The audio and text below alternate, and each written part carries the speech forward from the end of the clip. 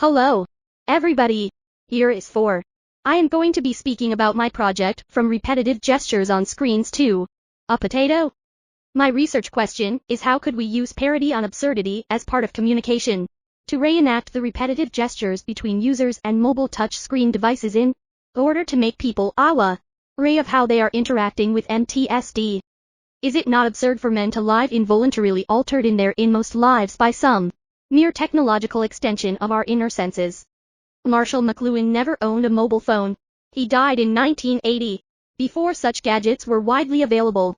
However, the dystopian impact on humanity of the communications media he described can be applied to the latest technology of which he may have known nothing. What is the first thing you do every morning when you wake up? How many times in a day do you look for your phone? What would be your reaction if you did not touch it? How long do you stay with your computer? Users have become an essential part of our identity. We cannot miss the screen of a mobile phone or tablet. Unconsciously, we light up, tap, touch and hold, swipe, scroll and zoom on a piece of soda silica glass material over and over again, without seeming to see anything really there. When confronted with such absurd situations, can we stop? Who can explain the significance of our interest in them? What can we gain from them? What are we waiting for? This project aims to explore our absurd relationship with MTSDs. It will also attempt to demonstrate the feasibility of using absurdity to directly communicate absurd presence in this context, to make people aware of how they are interacting with MTSD. Modern people, whether sober or not, find it difficult to adapt to life without screens. To some extent these behaviors are therefore referred to as screen addiction. Among the many screen addictions, addiction to MTSDs is by far the most common. The mass ownership and usage of MTSDs is expected to continue to increase in the coming years, which deliver a serious wake-up call about MTSDs addiction.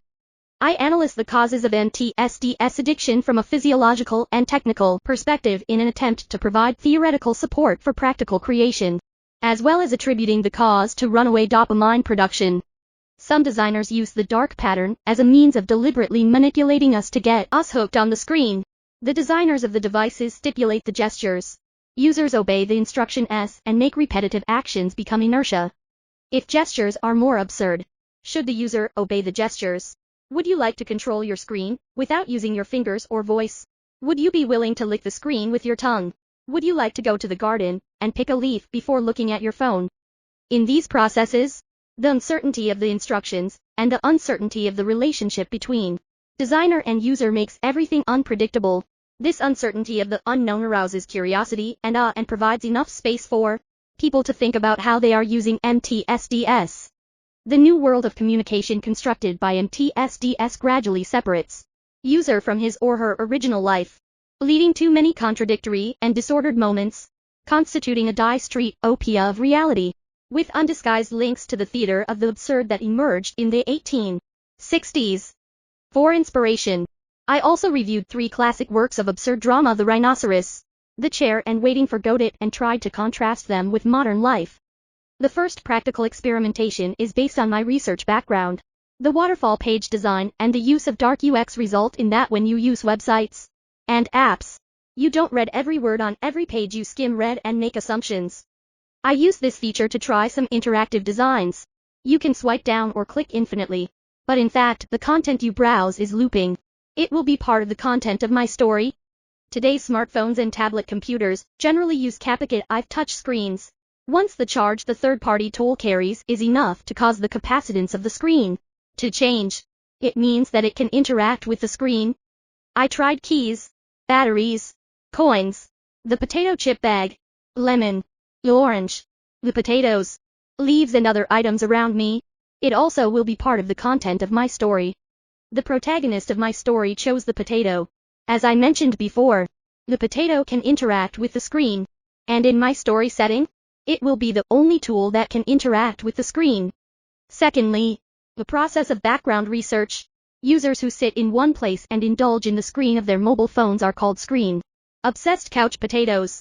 Thirdly, I think finding potatoes in the UK is really absurd. Based on theoretical support, practical experiments and some associations, I have drawn up a rough storyboard. At the very beginning, One hand taps the screen, but it does respond. Repeatedly it still does respond. The camera cuts to a space surrounded by a large number of screens. Various situations where people can't tap the screen properly are suspended in mid-air. A person sitting behind a screen watching one of the situations is zoomed in on. I have a list of situations, and depending on the situation, I will later collect the elements that appear in the situation and place them on top of each other. Because the screen cannot be lit, a series of hand and foot scenarios occur. The camera cuts to the space surrounded by the screen, rotates to the large front. One person controls the computer, taps on the keyboard, coding elements overlay, item selection based on previous practical experiments, final selection of potatoes, enlargement of the screen, rotation of the potatoes and coding elements overlay. This shot will be interspersed after the subsequent background of a non-functioning phone, and slowly push forward. Scenes of real people not being able to click their screens properly overwhelmed. Repeatedly. As a mapping video inside a distorted canal built in C4D. Your camera moves forward. Pop UPS appear one after another. Do you have a potato? And do you have a bag for potatoes? And can you open the door? And can you walk down the stairs? And do you see a supermarket? And do you know the word potato? So do you have a potato? Camera pushes to yes. Back to the real scene. Screen is lit by a potato from black. Happy. Overlay happy abstract background. Click back and forth. Zoom in on another situation. Loop. The images and speech in the canal. Getting faster and faster, the canal goes from being very winding to becoming straighter and straighter. Finally back in the control room. The man picks up his phone and runs his finger across the screen, ready to answer a call and it's not finished yet. How the visuals fit the dystopian theme. The text still has to be sculpted, and the sound has to be produced. It's such a challenge.